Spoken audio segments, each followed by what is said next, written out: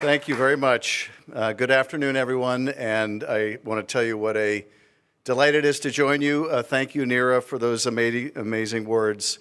Neera and I have a lot in common. Most significantly, we are both originally from the birthplace of the American Revolution, which means that at this very precarious time in our history, we are both deeply, deeply concerned about the fate of our democracy and the Red Sox. Neera, I so appreciate the important work that CAP does to develop bold, progressive policies that move our country forward. Needless to say, that work is more important now than ever. No single event pinpoints America's descent into authoritarianism, but there are moments that crystallize the nature of the threat that we face.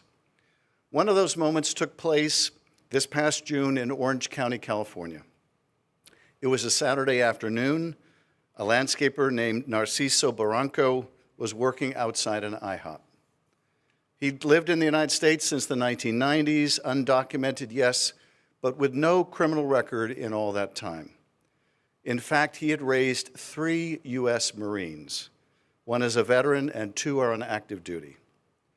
A group of men approached, masked in tactical gear with guns drawn. They tackled Narciso, pepper sprayed him, beat him violently in the head and neck, dislocating his shoulder. Then they threw him into an unmarked vehicle and drove off.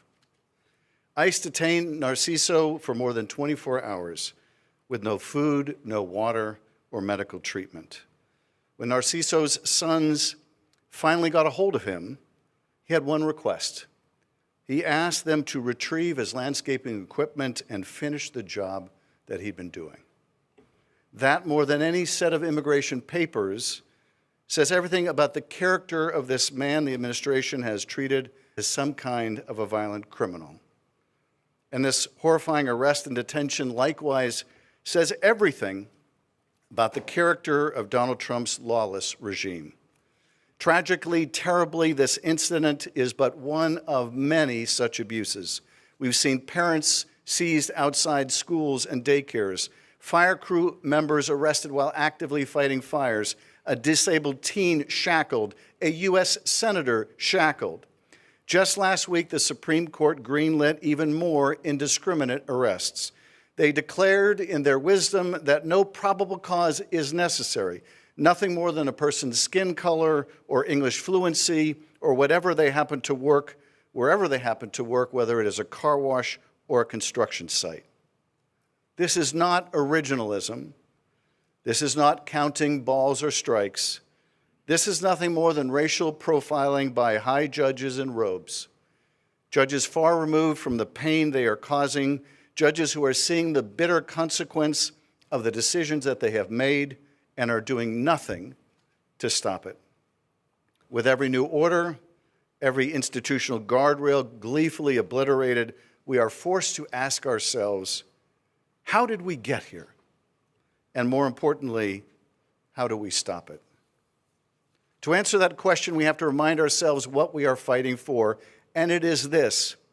For all our flaws, for all our stumbles, America has always embodied something precious, something unique, something worth defending. We were, as Neera said, an improbable experiment, a living, breathing testament to the revolutionary idea that a nation could be governed not by a king or a tyrant or a warlord, but by the people themselves. Instead of raw power and unquestioned edicts, our framers set up an ingenious system of checks and balances. Instead of gallows and guillotines, we developed robust institutions, independent courts, a dogged free press, apolitical law enforcement to ensure transparency, accountability, and the rule of law. When immigrants like my great-grandparents looked to the old world, they saw poverty and pogroms. And when they looked to this country, they saw, with good reason, a golden Medina, a golden land. We drew the best and brightest to our shores, who rose from the huddled masses to become titans of industry, Nobel laureates, even, God help us, members of the U.S. Congress. Our nation, our democracy, never stood still. To secure the blessings of liberty, GIs, American GIs marched through Europe. To expand the promise of democracy, Americans from all walks of life marched across the Edmund Pettus Bridge.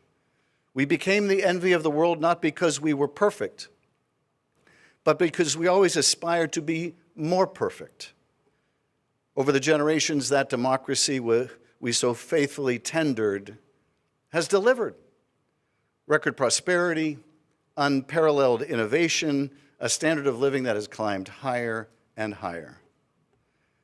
And so we came to believe that our democracy was inevitable.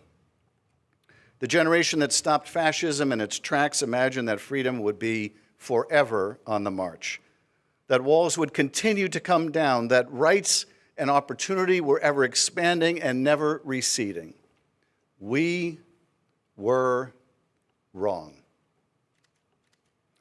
As we've now learned painfully, perilously, our democracy is only as strong as its ability to meet the needs of the American people. Right now, it isn't. It's as simple, as stark as that. We ask people to believe in the American dream as their wages stagnated and the cost of housing, healthcare, and groceries soared. We imagine young people would continue to put their faith in the system when they're weighed down with debt and worried that the careers that they've trained for will be rendered obsolete by an algorithm. We expected our fellow citizens to safeguard this magnificent American experiment, even as the supposed guardians of our democracy in this town have proven themselves too incapable or too captured by big money or narrow interests to care about the needs of those they claim to represent. That shining American promise was not broken by accident.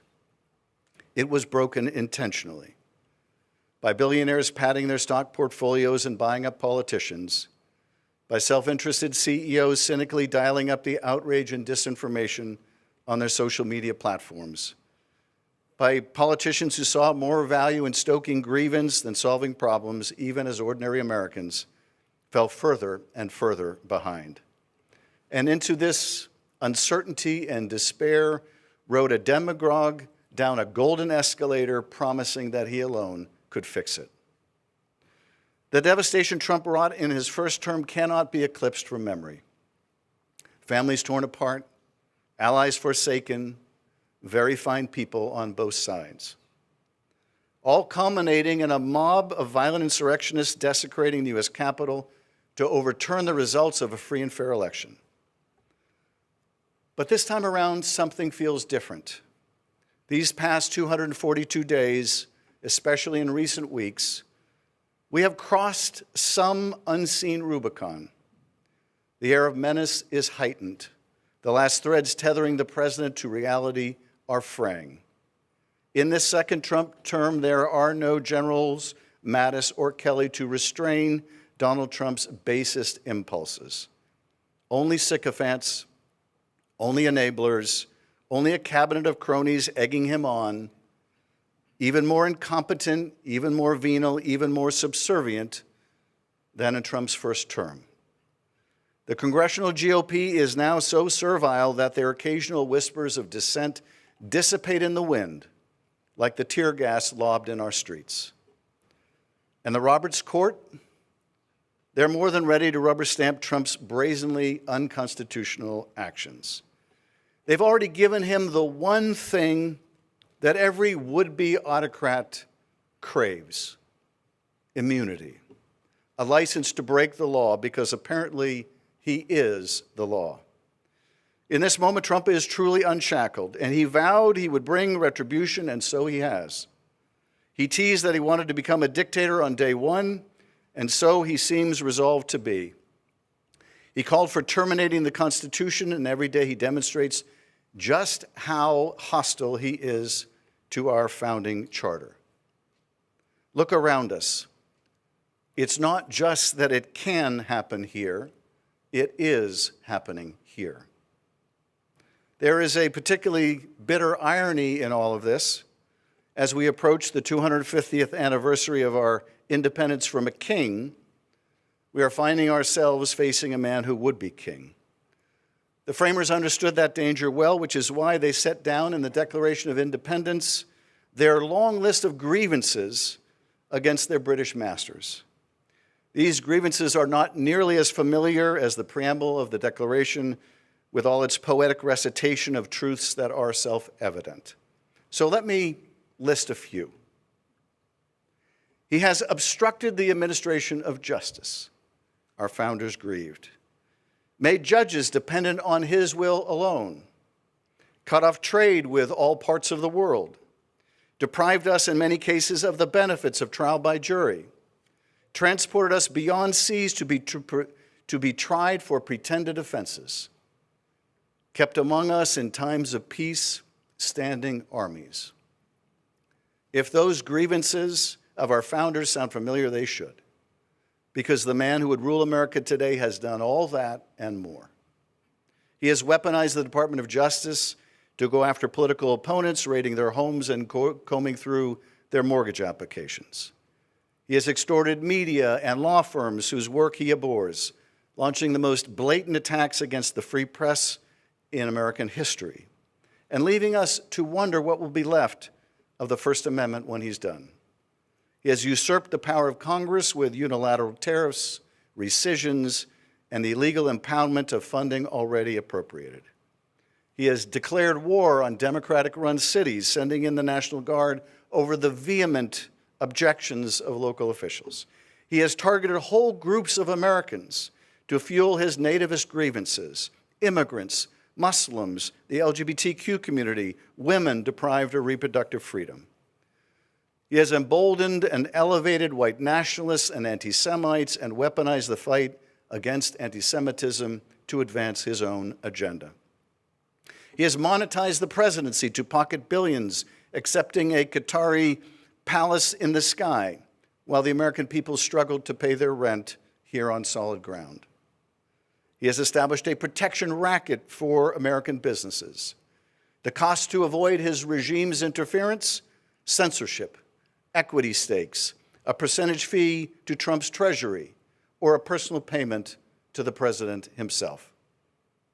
He has imposed his own twisted reality ahead of security and economic well-being, dismissing apolitical generals who deviated from the party line, forcing our intelligence community to justify his unfounded beliefs, crusading against the independence of the Federal Reserve, firing the head of the Bureau of Labor Statistics when the job numbers were not to his liking.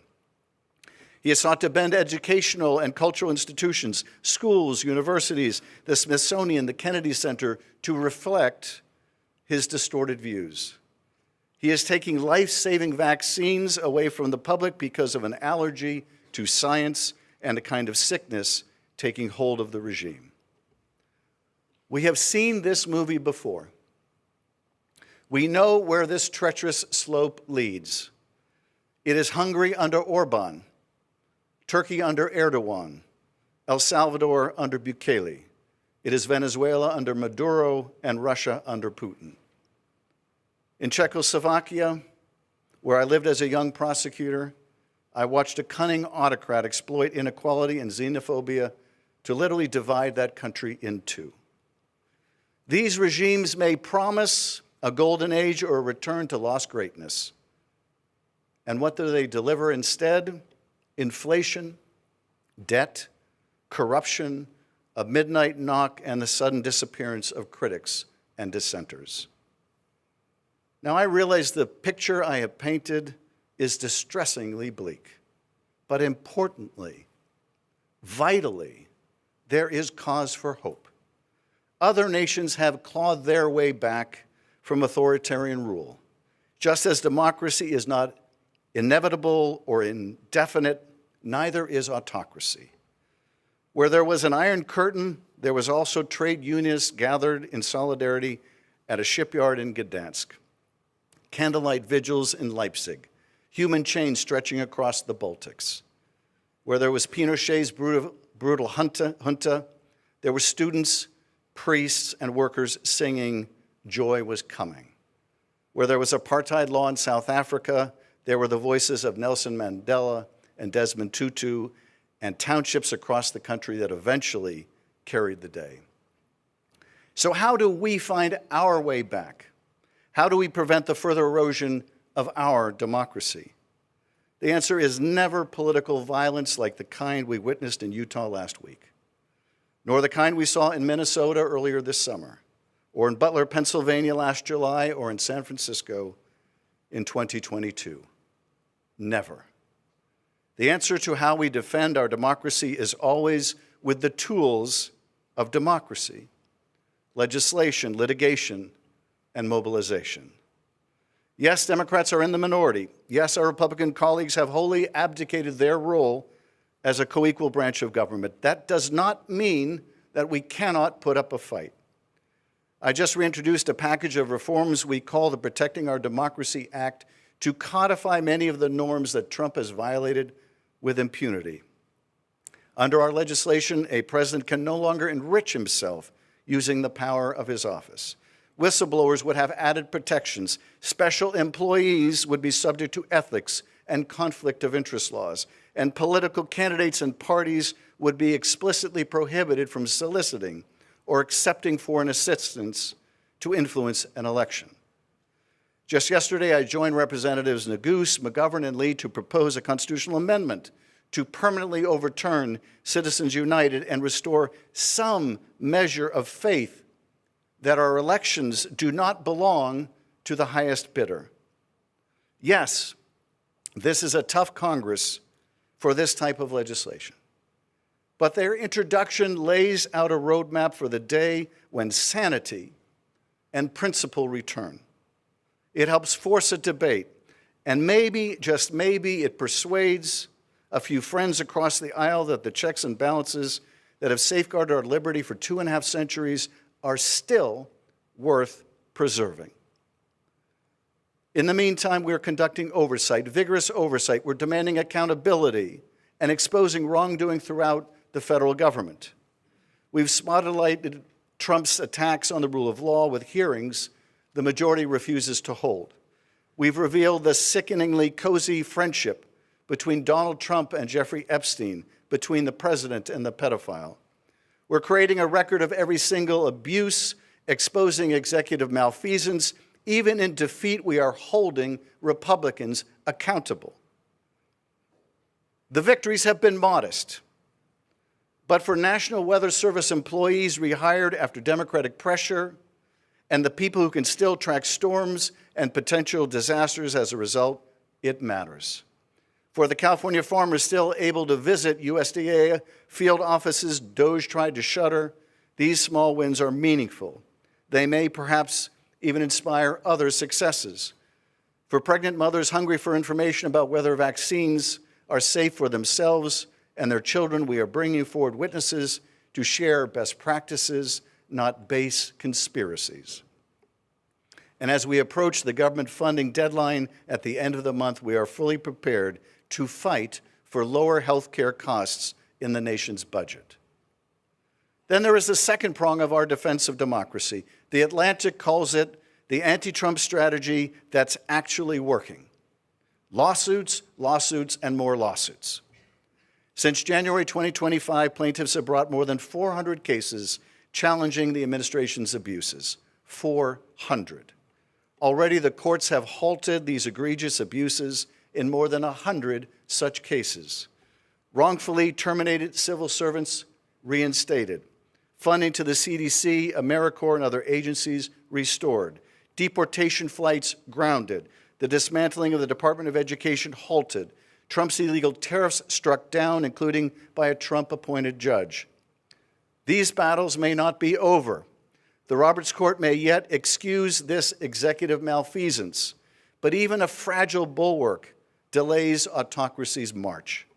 Even a temporary stay means another month that a mother can be with her family, a dedicated civil servant can do their job, a university can fulfill its mission. After all, you know the courts are doing something right when Stephen Miller is raging online about unelected rogue judges. Ultimately, though, the most powerful check we have on Trump's authoritarianism is not the Congress, it is not the courts, it is the American people. It is all of us, each of us. Fear is Donald Trump's weapon of choice. Divide and conquer is his one repugnant strategy. Law firm against law firm, media outlet against media outlet, neighbor against neighbor. He counts on us being too scattered to oppose him, too scared of a truth social media post or an executive order, or the very real threat of physical harm for anyone to push back. So there's something incredibly powerful when someone looks King Donald in the eye and says simply and with their whole being, piss off. In the university that pledged it will not surrender its independence or relinquish its constitutional rights. In the law firm that defiantly declared capitulating to unconstitutional government coercion is simply not in our DNA. In the federal prosecutor, a former clerk for Kavanaugh and Roberts, who resigned rather than obey a lawless order, I expect you will eventually find someone who is enough of a fool or enough of a coward to file your motion, he said, but it was never going to be me. During the depths of apartheid, it was RFK, the heroic original, not the brainworm-addled junior, who reminded us that each time a man stands up for an ideal or acts to improve the lot of others or strikes out against injustice, he sends forth a tiny ripple of hope, and crossing each other from a million different centers of energy and daring, those ripples build a current which can sweep down the mightiest walls of oppression and resistance. From the CDC to the Social Security Administration, from state houses to school boards to the streets, courageous, committed Americans have sent forth those ripples, and we have seen a powerful current building and building. Just weeks ago, it was thousands marching here to protest the federal takeover of D.C. In June, it was more than 5 million Americans in 2,000 cities and towns across the country declaring that the United States would have no more kings. We've seen it at the ballot box in Wisconsin, in Iowa, in Virginia, where Americans are voting over and over for democracy, where Democrats standing against Trump power grabs are winning in deep red districts, exceeding past Democratic performances in those districts by 15, 20, 47 points. This administration is working so feverishly to tamper with district lines and voter rolls because they sense what's coming. And as Americans head to the polls in 2026, our voices, our ballots will determine, in Lincoln's words, whether we shall nobly save or meanly lose the last best hope of earth. We should be under no illusions about the magnitude of the challenge before us, but neither can we allow ourselves to be paralyzed by it. Lately, and thanks to my colleague John Hickenlooper, I have found myself quoting the Revolutionary War general Nathanael Greene. He was the second best known Revolutionary War general after Washington, which means that nobody's ever heard of him. Greene was responsible for Georgia and the Carolinas and badly outnumbered by the British. But his strategy, he wrote to Washington, was simple. We fight, get beat, rise, and fight again. Churchill, in last century's great struggle against authoritarianism, summoned his countrymen with much the same spirit. We shall not fail or falter. We shall not weaken or tire. Neither the sudden shock of battle nor the long-drawn trials of vigilance and exertion will wear us down. Give us the tools, he said, and we will finish the job. In our own time, in our own country, we recall Narciso Barranco, the landscaper taken by ice, beaten, bloodied, but asking only one thing of his sons, that they take up the tools and finish the job. That is our charge as well, to take up the tools of our democracy and finish the job. We will fight, we may get beat, but we will rise and fight again.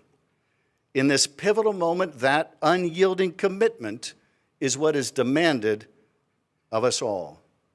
That is how we will sustain our sacred democratic inheritance and deliver, battered but unbroken, to the next generation. Thank you very much.